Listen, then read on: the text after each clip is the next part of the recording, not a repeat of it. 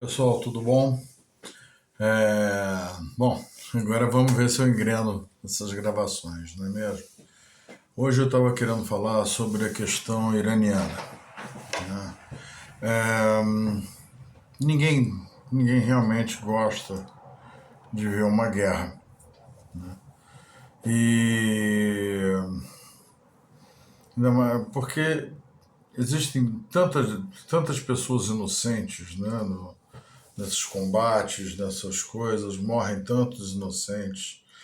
Mas eu achei muito curioso quando eu já tive a oportunidade de conhecer iranianos, né, há 30 anos atrás, né, ainda década de 1990, exatamente há 30 anos atrás, 96, 97, por aí.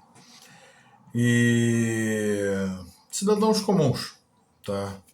Tinham nada a ver com o governo, eram comerciantes, eles estavam no Brasil a negócios, né, eram importadores de tabaco. E foi muito interessante, eram 5 homens muito educados, muito animados. Na época eu era moleque, né, tinha uns 30 anos, o mais velho do grupo deveria ter seus 70 e poucos anos, e a média do grupo devia estar nos 45 por aí. E eu fui sair com eles para jantar no primeiro dia, né, da recepção. Eu fui lá no Satiricon, para quem não conhece, Ipanema é um restaurante de frutos do mar, bem agradável. E justamente esse mais velho perguntou para mim o que era a caipirinha. E eu respondi, são uma bebida alcoólica, vocês não são muçulmanos. E ele me respondeu da seguinte maneira: Alá tá lá no Irã, não tá vendo o que a gente está fazendo aqui. E tomaram caipirinha, tomaram vinho, tomaram cerveja e bom, foi um foram alguns dias de trabalho bem interessantes. Levei-os para conhecer ensaio de escola de samba, levei-os para ver o show de mulatas do plataforma. Sempre eles bebiam e eu achei muito interessante. Eles compraram vídeos e coisas diversas, né? É, bom, foi muito legal. E nessa época, a questão das salas VIPs no aeroporto, nos aeroportos eram bem restritas, né? E lá na agência eu tinha uma sala VIP. Então mandava um funcionário fazer o check-in deles no, na, na companhia aérea e ficava com eles na sala VIP, né, até a hora do embarque. E aí eles foram me mostrando que todos eles tinham uma mala de mão com fundo falso. Onde eles, por exemplo, compraram cachaça e distribuíram em pequenos frascos e colocando nesses fundos falsos das malas. Vídeo, VHS na época, né, do show dos mulatos do plataforma, também malocado por ali. E aí eles disseram para mim o seguinte, que se eles fossem pegos pela polícia, seria o grande problema, porque eles estariam levando álcool e pornografia para o país, porque tinha as mulheres dançando de biquíni. E aí eu conversei com eles, mas isso não é uma questão legal da imigração? Eles disse, não. O problema maior do Irã não é a lei, a Constituição, a lei, o processo criminal. É a lei religiosa. A polícia religiosa, né, a tal chamada Guarda Revolucionária, é que é o grande problema do Irã. Porque como uma teocracia radical, uma ditadura teocrática radical, ela reprime os seus cidadãos de uma forma absurda, né? E todos os radicalismos são assim. Então, nós vimos isso não pela teocracia, mas nos anos entre 1918 na União Soviética, né, na extinta União Soviética, no bloco socialista da Cortina de Ferro e nos poucos países comunistas que restam, nós vemos o que? Uma ditadura altamente repressiva. Né? Porque se o povo pensar, o governo cai. Então, o que eu vi no Irã com isso, né, eu nunca estive lá, mas no contato que eu tive com os outros iranianos que eu fui conhecendo depois, eles me contavam exatamente isso, que você tem uma certa liberdade dentro do país, você tem eleições, você tem. Inclusive, até uma coisa que eu achei muito interessante, como existe população judaica no Irã, existem cadeiras, eu não sei se me lembro agora se são uma ou duas cadeiras no parlamento, reservada a representantes da população judaica, da etnia dos judeus. Né?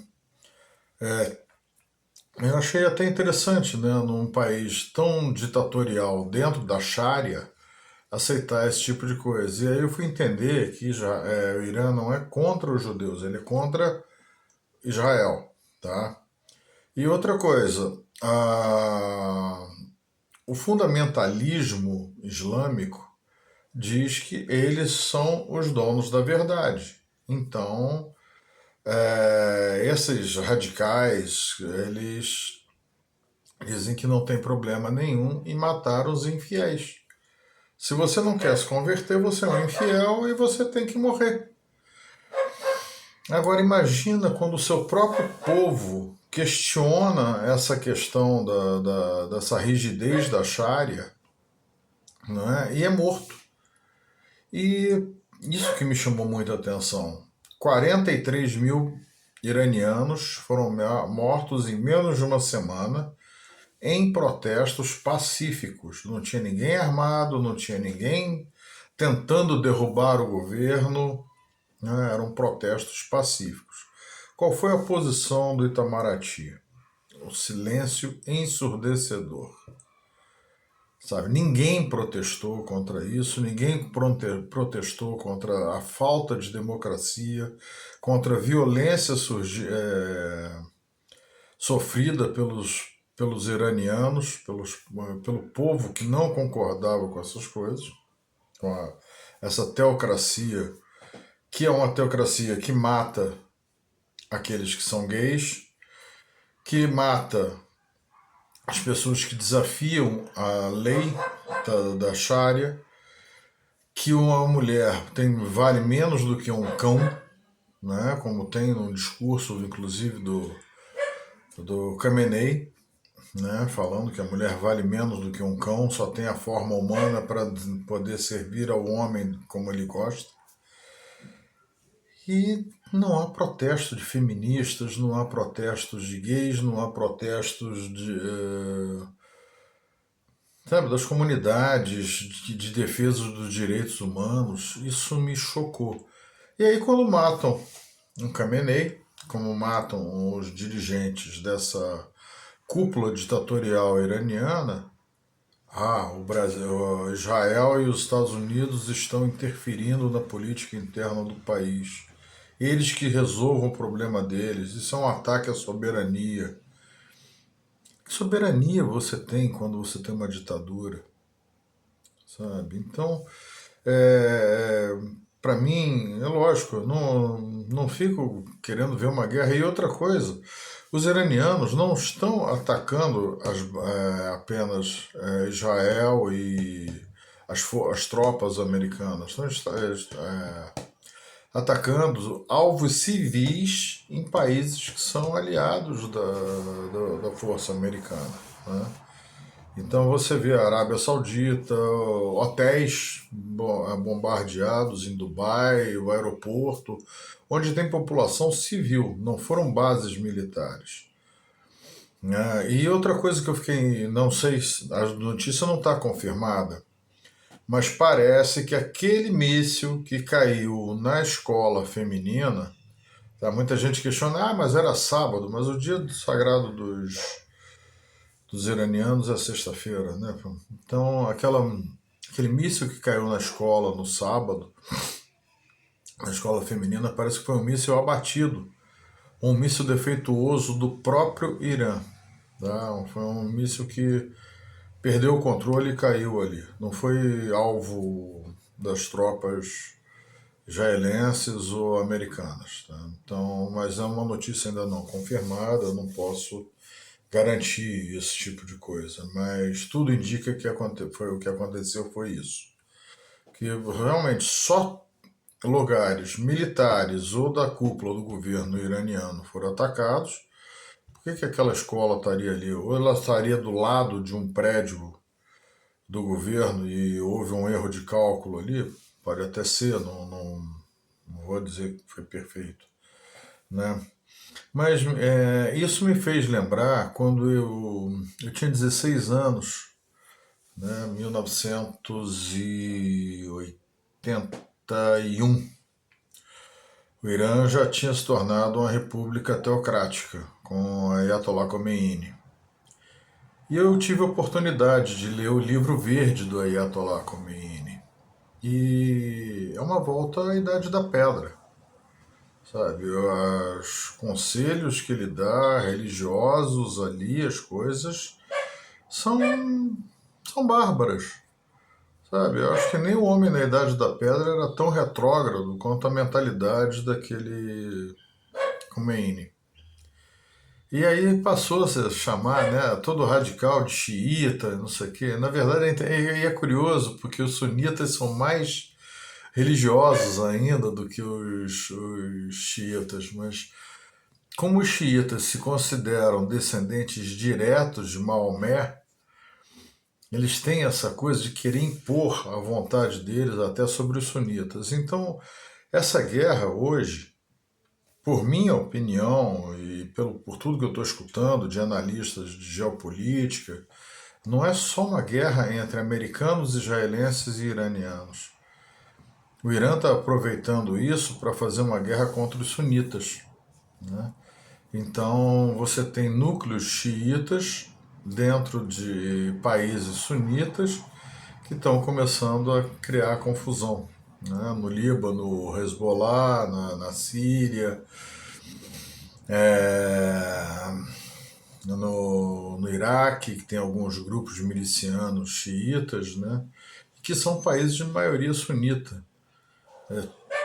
Tirando, eu acho que eu não me lembro se é o Kuwait ou Abu Dhabi, né? Que é um país que governado por um sunita, mas de maioria xiita, mas é um país que tem uma estabilidade muito grande, tem uma grande abertura em relação ao mundo exterior, né?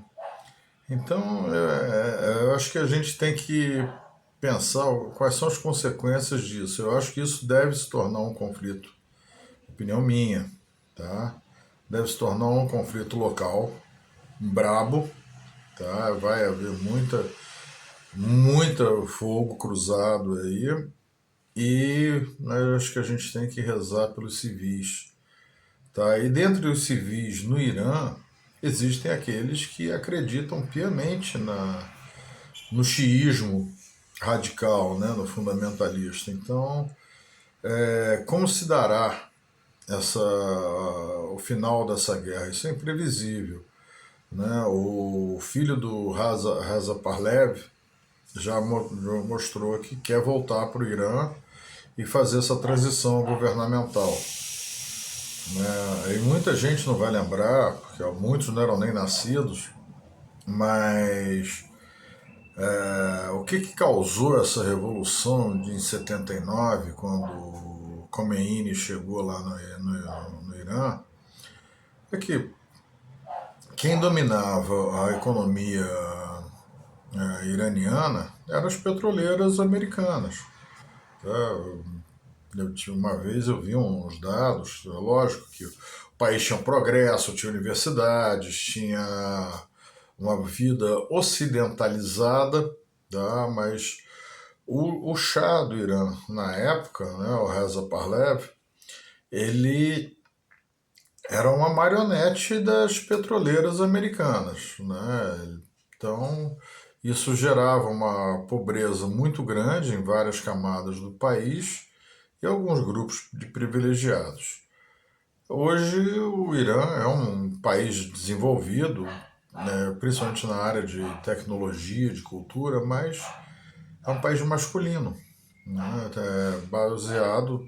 A mulher perdeu todo o seu significado, né? Então a gente tem o que que virá depois disso, né? Vai acabar essa ditadura, o país vai voltar a ser um país atrasado tecnologicamente, as petroleiras estrangeiras vão dominar novamente o petróleo iraniano.